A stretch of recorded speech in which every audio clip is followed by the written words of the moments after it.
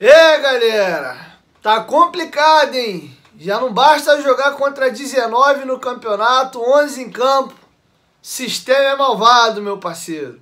Eu vou trazer para vocês alguns detalhes aqui, alguns questionamentos, porque ou o gigante da colina, ó, abre bem o zoião e se mexe nos bastidores aí, ou com investimento, com Ramon Dias, com um jogador jogando bem, com janela no meio do ano bem feita, vai jogar a segunda divisão pela 6ª vez na sua história e será rebaixado pela 5ª vez. Porque é inacreditável todo o bastidor, quem está acompanhando aí do noticiário do Vasco dos últimos dias, desde lá da situação que antecede até o jogo do Goiás. Enfim, eu vou chamar a vinheta e após a vinheta eu explico para vocês dos questionamentos que eu tenho para fazer.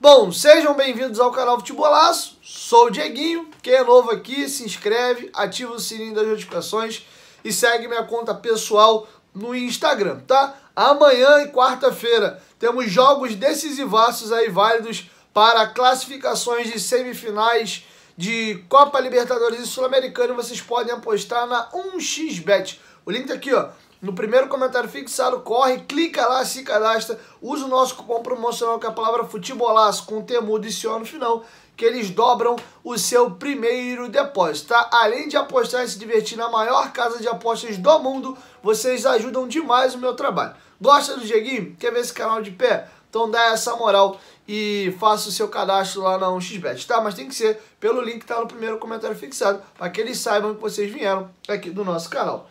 Bom, galera, deixa eu recapitular para vocês tudo que vem acontecendo com o Vasco nesse Campeonato Brasileiro. Primeiro, sobre erro de arbitragem, dei minha opinião, analisei, comentei no meu pós-jogo ontem sobre o gol absurdamente anulado do Paulinho. E, cara, olha que é, talvez, que eu me lembre, tá? Se tiver um outro lance, vocês colocam aqui nos comentários. Que eu me lembre do lance polêmico que a opinião dos comentaristas de televisão, dos comentaristas de arbitragem é unânime. Todo mundo, a não ser a cabine do VAR, acha que o gol do Palmeiras do gol do Vasco foi ilegal. Não tem uma alma viva nos seus cidadãos que estavam na cabine do VAR acha que aquele gol do Paulinho tinha que ter sido anulado. Eu vou trazer para vocês aqui depoimento de vários comentaristas de arbitragem. Falei no plural. E todos, sem exceção, falam que o gol foi mal anulado. Primeiro, a Renata Ruel.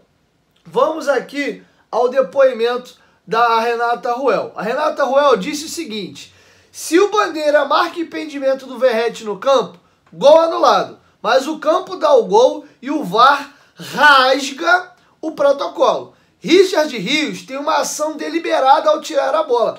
O gol saiu após essa ação, originando um novo lance onde o VAR não poderia considerar o impedimento de Verratti. Então, ela considera o gol mal anulado. Agora vamos aqui a uma outra galera. Carlos Eugênio Simon, para muitos até um dos principais árbitros que o Brasil já teve. Gol legal, porque teve uma nova jogada, quando a bola é afastada da área pelo jogador palmeirense. Arnaldo César Coelho, esse sim considerado o maior árbitro brasileiro que nós já tivemos. Quero ver a explicação da CBF para o gol anulado do Vasco contra o Palmeiras. Vai ser difícil me convencer que o VAR estaria certo. Se no momento da cabeçada o assistente tivesse levantado a bandeira e o árbitro mesmo apitando atrasado, o gol teria que ser anulado. Mas não levantou a bandeira, outra jogada, entendeu? Outro depoimento que eu gostaria de trazer para vocês, o PC de Oliveira. A bola é cruzada da esquerda. O Verratti estava numa posição de impedimento e cabeceia. O Murilo tem uma ação que é para salvar o gol. Mas depois da ação do Murilo, repare como o Richard Rios tirou essa bola de dentro da área. A ação do Murilo não caracteriza uma nova jogada, mas o Richard Rios tem a posse da bola, controle do movimento. Não dá para considerar como um desvio. A partir desse momento que ele afastou essa bola, deu início a uma nova jogada. Tudo que aconteceu antes, o impedimento do Verratti deve ser desconsiderado. Portanto, o gol do Paulinho foi legal. O VAR teve uma ação fora do protocolo. Eu trouxe para vocês aqui pelo menos 4 depoimentos de comentaristas de arbitragem diferente, tá? Vou trazer mais um, o quinto para finalizar. Nadine Bastos, do SBT. No momento em que o Richard Rios afasta a bola da grande área, já se iniciou uma nova jogada. Pelo protocolo do VAR, o lance de impedimento não poderia ser mais revisado, tá? Então, 5 opiniões da galera da nova geração, da galera da atual, da galera das antigas. Todo mundo, sem exceção, diz que o gol foi mal anulado. A gente tem esse gol mal anulado, que o Vasco abriria o placar. E lembrando aos senhores que o jogo acabou 1-0 para o Palmeiras com um gol de bola parada. Ou seja, a gente poderia ter acabado esse jogo talvez 1-0, 1-1, considerando o gol que nós tivemos aí do Rafael Veiga.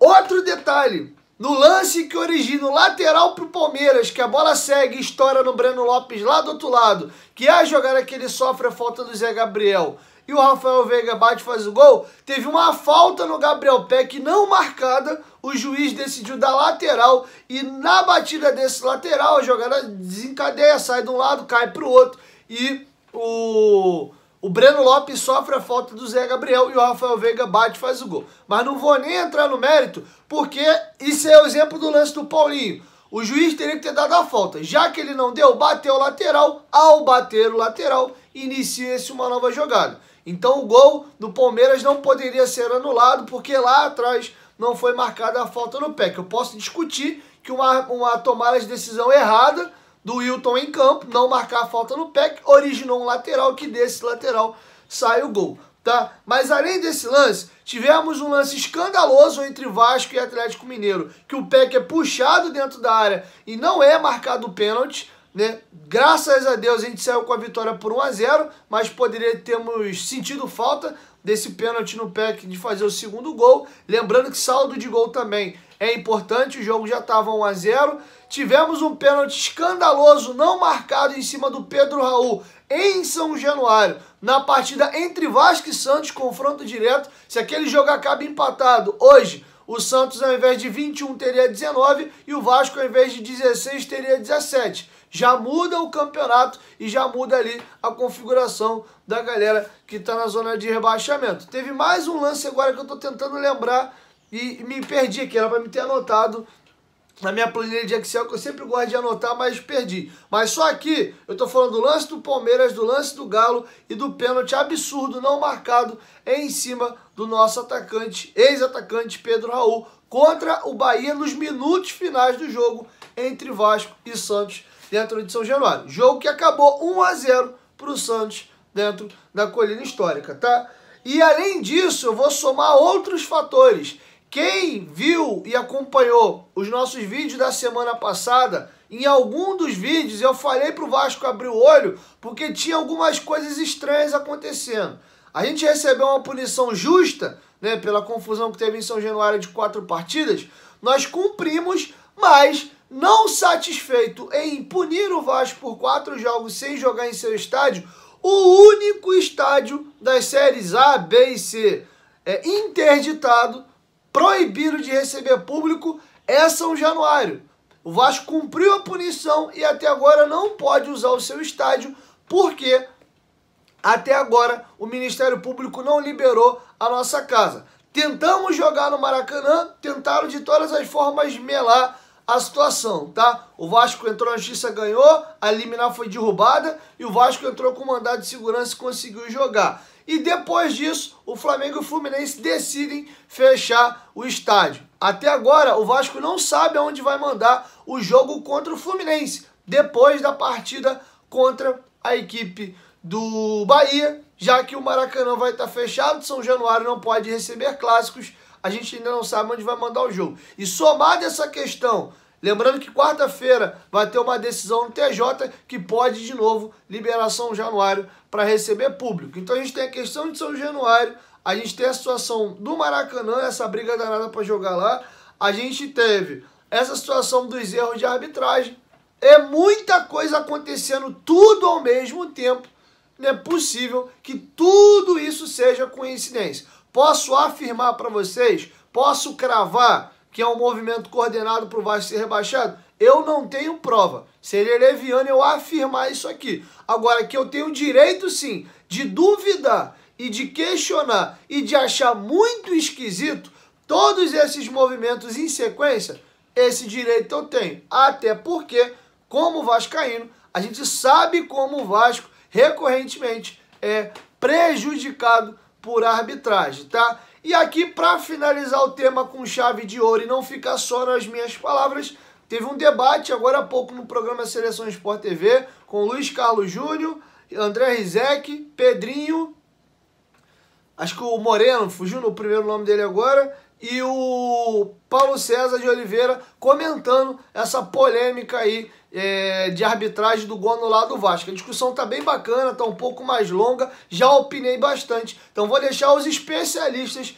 comentando o tema. Já me encerro a minha participação por aqui e logo mais eu volto. Mas assistam aí porque tá bem interessante e vai te ajudar a formar também a sua opinião e talvez tirar alguma dúvida, beleza? 1, 2, 3, Futebolaço, tamo junto família e logo mais à noite eu chego com outra edição. Tamo junto. Vamos trazer o PC, porque esse é um lance que vai dar muita discussão. Tá aí o gol, vai ter um impedimento na origem da jogada do Praxedes. Ó, do Verratti, ele vai continuar a jogada, a bola vem. 2 toques depois vai ter o golaço do Vasco anulado pelo VAR. Mas teve esse impedimento que foi ignorado pela arbitragem, que não seria checado não fosse o VAR, e a olho nu é impossível decretar que o Veguete está em impedimento, e aí o gol foi anulado. Vamos ouvir o PC, o que ele opinou do trabalho do VAR ontem, porque isso é 100% trabalho do VAR. Foi dada uma ordem para a arbitragem de campo, ó, gol irregular, e aí o Wilton anula o gol. PC, bem-vindo à Seleção, tudo bem? O que você conta pra gente desse lance? Boa tarde, Rizek, Luiz, Conrado, Pedrinho, pessoal que está em casa.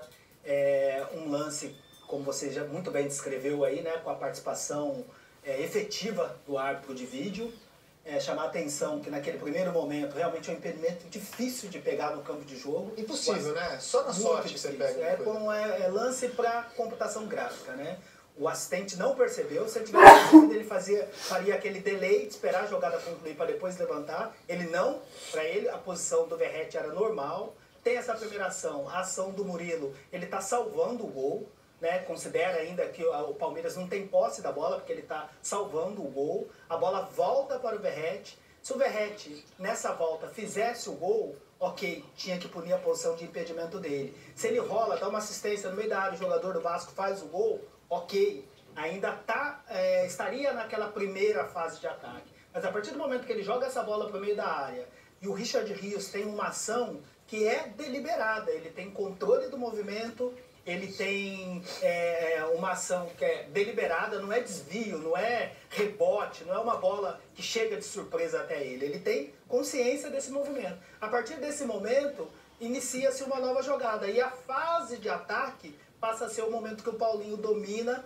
e chuta essa bola para o gol. Portanto, a partir daquela ação do Richard Rios, o VAR já não poderia mais analisar aquela situação de impedimento do Verratti, porque já considera-se uma nova jogada. Então, assim, foi um lance que me pareceu unânime como erro, né? Não vi ninguém entendendo que a anulação foi bem feita. Eu queria entender, a gente vai saber isso com mais detalhes quando a CBF divulgar, né, os diálogos entre a cabine do VAR e o campo. Eu queria entender, já que claramente, como você explica, é uma outra jogada que se origina, qual foi o critério que o VAR usou para cometer esse erro? Algum critério foi adotado. Qual foi o critério?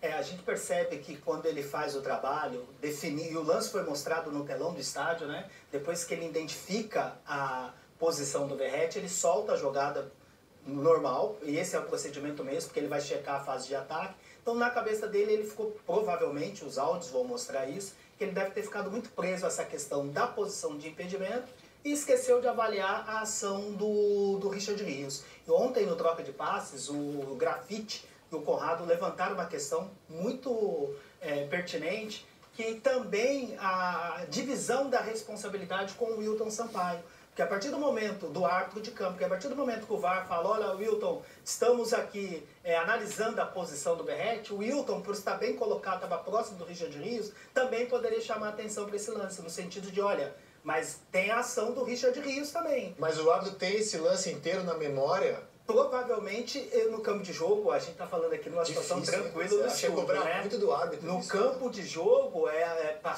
certamente passou batido, ele não percebeu. Você tinha na sua memória o lance, assim, todos os frames de um lance? Não, essa é uma jogada que eu confesso, assim, que foi analisada, foi debatida, né? Inclusive, a gente até no trabalho mesmo de entrar na transmissão, até por uma mudança de postura que a gente tem em relação de não ter mais a central do apito, mas como era uma jogada conceitual, aí definimos a participação no final do jogo, né, trazendo até um pouco do bastidor, porque era uma questão não de interpretação em si conceitual, que valeria a explicação. Então no campo de jogo passou batido, mas dá para chamar a atenção, Rizek e amigos, que na cabine do VAR não tem só o árbitro de vídeo principal, ele tem 2 assistentes de vídeo, inclusive o VAR número 1 é assistente, é especialista em impedimento. Deveria ter chamado a atenção, a não ser que o entendimento de todo mundo era que essa ação ainda era da questão todo mundo errou. A questão do juiz não é que ele tenha todo o frame na cabeça, mas ele está vendo o jogo e ele está conversando com os árbitros. Ele pode falar, gente, não começou uma nova jogada, não. Ele poderia ter levantado essa questão, porque a bola é muito mais fácil para quem está vendo o monitor. Não, é mais fácil, mas o juiz que está lá. Então, mas o juiz que acabou de ver, gente, pode ter começado a nova jogada. Vamos olhar isso, porque demorou. Não foi o juiz. E aí, nesse caso, então, ele. Na verdade, ele teria que falar, ele poderia ter ouvido, então. Se ele tivesse uma dúvida, eu queria me sentar de campo. Eu acho que é uma lambança gigante. Assim, um dos maiores erros, na minha opinião, desde a implementação do VAR. Vamos botar mais pimenta? Eu acho que a explicação do PC é precisa, né? Quando ele fala que esse chute aí, o cara tem intenção, então ele vai estar originando outra jogada. Se a gente entrar no mérito que vale tudo, o gol do Rafael Veiga, de falta, o início da jogada, pra mim é uma falta no PEC. Eu não sei se o Ian, que eu tô falando com o Ian aqui, se ele consegue a imagem, tem uma falta no PEC, olha lá, pra mim isso é falta. Ele vai receber de costas e recebe a falta. Ó, recebeu a falta. Na sequência, ele rouba a bola, acho que é o Richard Rios, pega o lateral. É o Richard Rios, é isso aí. O lateral acontece, a bola vai lá pro outro lado, olha lá, ele não dá falta, o PEC achou que era falta, não dá falta, a jogada desenrola e vai acabar na falta do Breno lá que sai o gol. Mas o que acontece aí? Originou-se outra jogada. Claro. Então, assim, o árbitro interpretou que não foi falta, outra jogada, beleza, gol validado. Foi a mesma coisa ali. E até bom o Pedrinho falar disso, que é justamente por isso, né, e ainda a questão do jogo ter sido reiniciado também. Né? No momento que o jogo é reiniciado, aí você Porque originou outra jogada. E aí é a mesma coisa, ó, cabeceou ali, aí pra mim já é outra jogada. Já começa outra jogada. Aí o cara vai e chuta, tira da área. Pô, é outra jogada. Porque senão vai ficar entrando toda hora, caçando o lance lá atrás, né? A ação do Murilo ainda não é considerado posse de bola do Murilo dentro do gol, porque é uma ação que a regra considera como uma defesa deliberada. Os espanhóis falam salvada, né? Ele está salvando o gol. Então não considera-se uma nova jogada na ação do Murilo. Mas a do Richard Rios eu vou ler uma mensagem, então, de um seguidor, uma ação muito clara. Lazzarini Nélio. Ele escreveu um negócio que eu acho que é um bom argumento, que é o seguinte, ele escreveu aqui: se o Bandeira tivesse assinalado o impedimento, essa discussão nem existiria. Fato. Né? Só que o Bandeira... E teria sido bem anulado. Não. Só que o Bandeira teria que esperar o delay da história. Isso. E o delay da história mostraria que é uma outra jogada. Então, ainda que o Bandeira tivesse assinalado... Mas ele iria assinalar antes do chute do Paulinho. Mas pode ser. Não, com certeza. Se ele assinalasse antes do chute, a bola ia sair da grande área e ele ia levantar a bandeira. Se ele assinalasse antes do chute, sim. Aí ele conclui. Prevaleceu a melhor decisão. Eu discordo. A melhor decisão é aplicar a regra. Então, se a gente for nesse conceito de melhor decisão, então anula também o gol do Palmeiras, porque lá atrás teve um erro na origem da jogada. A melhor decisão é sempre aquela baseada na regra. Se o Bandeira levanta, acaba. Só que... acertadamente ou não acaba. Sim, desde que antes do chute. Desde que antes do chute. Não, mesmo se ele levanta depois, PC, ia ser anulado. Não, depende. Porque o VAR concluiria que ele seria só uma nova jogada. Em campo, teria sido marcado impedimento. Então, mas olha só, mas adiantando... Se ele levanta a bandeira antes e o juiz apita do chute, sim. Se deixa a jogada seguir por acaso até o chute, não. Aí o VAR teria que revisar toda a jogada. Nessa situação perfeita, perfeita a observação. Nessa situação, o assistente ele faria o delay, o Murilo tira a bola e está esperando o delay. Quando o Verratti joga essa bola no meio da área, ele levanta. Sim, claro. Porque concluiu a jogada. Se essa bola no meio da área, aí acabou a jogada, terminou o delay, né? Esperar a jogada que estaria concluindo em gol. E aí o Wilton apitaria e morreu a história. Eu tenho uma dúvida conceitual a respeito do que o CNM determina. A ideia é buscar pelo em ovo? Porque isso para mim é buscar pelo em ovo. O conceito da CBF hoje é esse? Não, eu acho que o conceito para esse campeonato, eu acho que até melhorou, né? O VAR, inclusive foi uma estatística do espião estatístico ao final do primeiro turno, mostrando que diminuiu o número de intervenção do VAR, apesar de algumas omissões que nós já mostramos aqui no Seleção e também no Troca de Passes, situações que o VAR poderia ter interferido e passou batido, mas... no geral, diminuiu a intervenção do VAR, tem sido cobrado muito mais a atuação no campo de jogo, mas para mim é muito mais falta de concentração, falta de leitura, de tirando a questão do outro lance, que a gente já chegou à conclusão. Finge que o lance acaba ali na marcação do traçar das linhas. Tirando a questão de a gente acreditar na tecnologia, né? Visualmente, humanamente, a gente tem certeza que a linha está traçada certa ali, porque um está encoberto pelo outro. Por isso que eu estou falando assim, se o VAR chega como uma ferramenta para minimizar os erros, né? Dessa forma a gente só vai minimizar, a gente não vai acabar. A gente pode acabar com os erros de impedimento se for aquela tecnologia que a FIFA usa, que deve ser muito caro, por isso que a CBF não usa, mas eu sempre falo que a CBF não é um fundo de investimento. Ela é para reverter o dinheiro que ela tem no próprio campeonato que ela produz. Então, se é caro, meu amigo, mas você quer minimizar os erros, que você invista. A gente tem, assim... Cara, pra mim, tu não consegue definir porque não tem outro ângulo. A linha passa por dentro do jogador do Vasco, do Palmeiras.